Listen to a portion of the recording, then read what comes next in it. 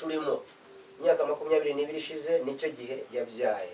No kuvuga rero iyo abantu b'Imana binjiye mu mbaraga zo kwizera bagasenga, Imana ikuraho bene iyi mivumo kandi ibintu bigakunda kuko Imana twizeye ishobora byose. Ikindi so gusa undi nawe umuryango we nawe ntago byara, donc bakuru be bose ntawigeze abyara. Arambaza ngo muri Kristo harimo imbaraga zica umuvumo wa karande umuntu akabyara. Ndamusubiza ngo ubyukuri urashaka kubyara ngo yego, umaze igihe kinini utabyara, abango maze imyaka nawe 10 amwana agira, bakuru be ntawigeze abyara. Ndamubwira ngo uzaze mu rugo tugusengera. Nagira ngo mbabwire nta kintu na kimwe kidashoboka mu mbaraga zazuye Yesu mumva. Harimo kubyara abana, ntago ari ihame kugira ngo umuntu w'Imana ashake apfa atabyaye. Uko wumva utekereza Imana niko Imana ingana muri wowe. Aza mu rugo turamusengera. Icyabahe ni iki? Nabwiye umudamu nti turategeka intanga zawe zimwinjiremo amwe n'igikorwa cyo kwizera. Tumaze kumuganiriza ko agomba kuza, yaraje, hanyuma turamusengera. Madamu afata mu nda y'iki kiganza ku mutwe we, dutangira gusenga. Ndabango nimba ari Imana yakoze ibi, iremera igitambo cy'amasengesho, nimba ari karande, ndamenagura umwuka wa karande kuva kakanya. Intanga za Sara n'ahandi aho zabikwaga mu bubiko bw'Uwiteka zitegetse kuvayo zihuje n'iz'umugore wanjye zose zikinjira muri uyu mugore utabyara. Turemya umwana kuva kakanya, duhangana n'umuvumo wa karande. Ndamubwira ngo mama genda, Imana iguhaye abana. Haciye ukwezi kwa mbere ukwa kabiri musanga Colombia aho yaratuye, arambwira ngo pastor ngo byanyuzemo uyu munsi afite abana b'abahungu 2 yimukiye mu gihe Buruseli ni watuye. Bivuze ko karande zivaho iyo umuntu yabishatse ko zivaho. Mvuga gutya akenshi usanga iyo karande iri mu muryango abantu bumva baratsikamiwe bakumva nta kundi byagenda.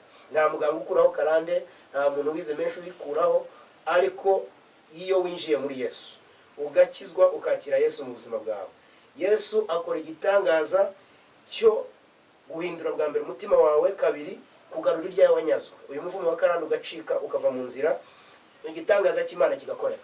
Rero ndagira ngo mvugane na muntu wese uneza amatwi, Imana twizeye ishobora byose kandi ifite imbaraga zo gukora.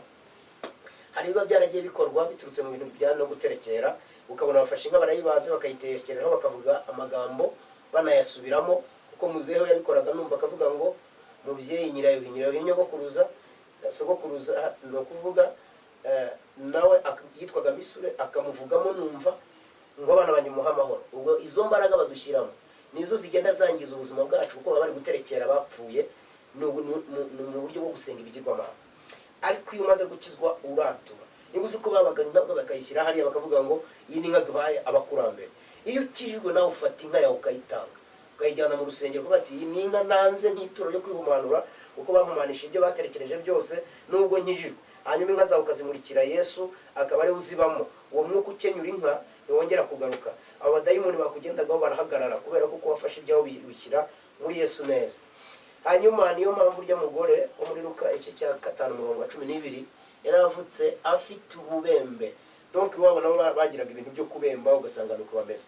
Ariko ibyanditswe byera bitangaje nuko yaje asanga Yesu amukora hara mukiza. Arambwira ngo genda utanga ituro ryo kwihumana. Amaturo yanyu mutanga icyacu mutanga birya byerejwe Uwiteka. Kuko mbere byakoreshwaga n'abasogokuruza babiterekerera abapfuye.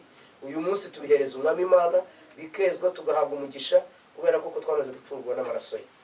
Rero ubugumba buvaho, nicyo gituma wowe uteze amatwi ahangaha biremewe ko tugusengera Imana ukabyara. Nta mpamvu yo kutabyara ukuntu numva Imana mu buzima bwanjye. Abantu b'Imana bakijwe bagomba kubona abana. Iyo Imana itaguhaye umwana ni wowe nayo mwa mufitanye icyo muvugana nayo, ufite ibihamya bigaragara ukamisobanura ariho nabyumva. Ariko narabyumva n'uguhangana n'umuka w'ubugumba paka muvanye mu nzira, kuko nta nyungu Imana ifite mu kubaho kwacu ntitubyare. Ariko inyungu ihari, abana bacu bamamaza ubutumwa bwiza mu isi, nibo basigarana umurimo w'Imana twaramaze gusaza. Nicyo gituma abantu b'Imana mugomba kubyara mu izina rya Yesu. Ibyo bintu byo guhora mu bwoba murira ngo nubwo nkijwe ngo ariko ngo ayamarira ngo azashira ryari. Wa mugore yarabyaye, bakuru be baratangara bati cyakora ko kumurokore n'iby'igiciro byaheje n'abakuru be gukizwa. Rero ni byiza ko twirundurira mu Mana cyane. Hariho nanone urundi muvumo nari navuze witwa umuvumo w'ubusambanyi. Umuntu araza agakizwa kuzura umwuka wera agakorera Imana, akaba yatunga n'impano z'Imana, ariko karande y'ubusambanyi ikamugendaho. Ukabona neza uwo muvumo uriho kandi ari umukozi w'Imana akorera Imana, ashobora no gusengera n'abantu. ni ryari umuntu yatsinduye umuvumo? Ni ukubyatura ukavuga ngo ngewe nifateho urugero Nzeyimana Damascene wa Nyerabigwi na uraye neza na Misure, ubwo mvuze ibisekuru bitatu, data sumubyara na sekuru. Iyo utazi ayo mazina wewe uravuga ngo ngewe runaka wa naka na naka na naka, uvuze mu butatu nuko Imana, Umwana n'Umwuka Wera. Ukavuga ngo nsenye imivumo ya karande yo mu bisekuru bitatu bya bindi by'iwanyu, ukabivuga niyo utamenya amazina. Iyo mivumo ukayivuga, wamara kuyivuga wanayanditse za mpapuro ukazica, ukavuga ngo ndayiciye mu izina ry'Uwiteka Imana Nyiringabo n'Umwana wa Yesu Kristo n'Umwuka Wera. Ugatwika impapuro zigashyira ureba n'amaso yawe, niyo mbarangira inzira. Wowe ushobora kubikora cyangwa wasaba umuntu w'Imana akabigufasha. Ukavuga ngo nkuko zino mpapuro zihiye ni nako zijyanye n'iyi mivumo mu izina ry'Imana Data wa twese n'Umwana n'Umwuka Wera, kandi niyejesheje amaraso ya Yesu Kristo. Ukavuga ati nivanyeho imivumo yose bakizeho, mbizi ntanabizi, nsenye ibitambo n'amaturo batanze nge mpari ntanahari, niyejeshe amaraso ya Yesu Kristo yamviriye. None ugafata ibyawe byose biryo ukabishyira muri Yesu neza, ya mivumo icika intege ikarangirana n'igihe cya ibyo watura. Donc icyo watura nicyo kikubaho. Musabwe kumenagura imbaraga zibarwanya, mufite kwizera, kuko Imana twizeye ifite imbaraga zo gukora. Hanyuma rero cyagiye umaze kuvuga ngo nkweho ibitambo n'amaturo bantanzeho bihumanye, niyejesheje amaraso ya Yesu. Aho ni mu ruhande rw'ubugingo bwawe, urezwa uhabwa imbaraga, harimo no kwiriza ubusa no gusenguka kuziza imbaraga. Ukavuga ngo ntanze ituro ryo kwihumanura mu izina rya Data wa twese n'Umwana n'Umwuka Wera. Bikorwa ryari? Ushatse wafata amafaranga ukashyira muri envelope ukayita izina, ukavuga ngo iri turo niryo mpaye Yesu, risimbura y'abapagani bacu batanze ryo gusenya n'imivumo yose yatanzwe, ukabyizereramo, igitangaza kiraba. Noneho rero uyu mwuka w'ubusambanyi utangira ute? Utangira kuza mu bitekerezo by'umuntu. Yareba abantu akavuga ati uriya muntu ni mwiza, akabona ko ari mwiza, to mu bitekerezo byagatangira gusambana no mu ngingo ze, mu mutima imbere. Uwo mwuka w'ubusambanyi ugomba kuwutsinda ugitangirira mu bitekerezo. Satani yabizana ukamwirukana hakiri kare. Icyo ni kimwe. Cya kabiri, nimba uzi ko ugira intege nkiri umugabo, wisura umugore cyangwa umukobwa ngo mumarane igihe kinini, kuko ushobora kugwa kubera ko ugira karande y'irari ry'umubiri, ari wo mwuka w'ubusambanyi kugendaho.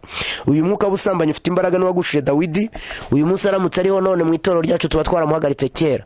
Nubwo yishe Goliyati, yari umunyantege nke, yari umunyembaraga kwica Goliyati kubwo amavuta y'Imana yasutsweho, yari umunyantege nke ku kijyana no kwirinda ubusambanyi. Byatumye Imana imuzanira ibihano, kugeza ubwo Imana imubwira ngo abagore benza bahereza umuturanyi baryamane nabo, kwitangaze kumugaragara Abisirayeli bose babireba. Nicyo gihe Abusalomu yamusimbuye aryama ku bagore be. Nicyo gihe Amunoni yafashe Tamari. Ibyo biboneka mu gitabo cya kabiri cya Samuel mu gice cya 13 inkuru za Amunoni, mu gice cya 11 naho aho ubona umuhanuzi w'Imana Natani ashyira Dawidi ubutumwa, Imana imugaya. Uyu mwuka w'ubusambanyi ufite imbaraga nyinshi mu matorero, ufite imbaraga nyinshi mu bantu b'Imana batandukanye mu nzego zose. Dufite ubushobozi busenya mu mbaraga zo kwizera. Wenyine ugahangana nawo, ukareka ibindi bintu usengera, ugasengera iki kintu kugeza ubwo kivaho, bijyanye nuko wakira ijambo ry'Imana neza. Imana igufasha. Nutabishobora uzampamagare telefone nkufashe gusenga Imana. Hariho benshi musohoka mu gihugu, mwajya mu mahanga mugatangira mukarangara, mukajya mu busambanyi mugahemuka. Uwo ni umuvumo mubi. Gusambana bitera umwako, bituma hinjira ingorane nyinshi mu miryango bitewe n'uburangare. Rero mubyirinde cyane, bantu b'Imana muhagurutswa n'Imana kuyikorera, mubyirinde kuko ni umuvumo mubi cyane utera ingorane, ariko mubasha kuwutsinda mu izina rya Yesu. Yesu yanabivuzeho neza, aravuga ngo mwumvise ko havuze ngo ntugasambane, ngo ariko nyine ndabwira ngo umuntu n'umugore akamwifuza amaze gusambana nawe mu mutima we. Uyu muvumo uratsindwa rero ukava mu nzira, Imana igahabwa icyubahiro. Nicyo cyaha gikomeye kiri kusirikira mu isi, ari umwuka w'ubutinganyi ukomoka. Usanga abahanga benshi barawuhaye umwanya. Ni ibintu bitari byo. Umuntu w'Imana bagomba kuba yirinda umwuka w'ubusambanyi. Ni umugabo n'umugore basezeranye byemewe n'amategeko, n'abantu b'Imana bakurambitseho ibiganza, nuko gahunda igomba kugenda. Iyo ufite umugore umwe n'umugabo umwe, okay, ni byiza cyane, nta mpamvu yo kujya mu bintu byinshi bitari ngombwa. Aho tuharenge tugende tugere ku kintu cyitwa kudashaka no kudashakwa. Muri iyi minsi dufite abakobwa benshi bagumiwe, basaziye iwabo, bamwe basenga Imana abandi ntibasenga. Bene abo ngabo rero usanga rimwe na rimwe ajya gushaka umugabo akabaramwirukanye, akabyarira nk'iwaho. Ugasanga abana bariya bose bagiye bavuka mu buryo badafite base bagaragara, ariko urya mwana we nta cyaha bafite, ariko mama we niwe uriho umuvumo w'ubusambanyi cyangwa papa we. Nicyo gituma tuba tugomba guhagarara duhanganye n'uyu muvumo. Uyu muvumo wo kudashaka no kudashakwa, hari n'igihe usanga umuntu yubaka urugo rugahita rugasenyuka, umugabo agata umugore we n'umugore agata umugabo we. Tugomba kumenya ibi.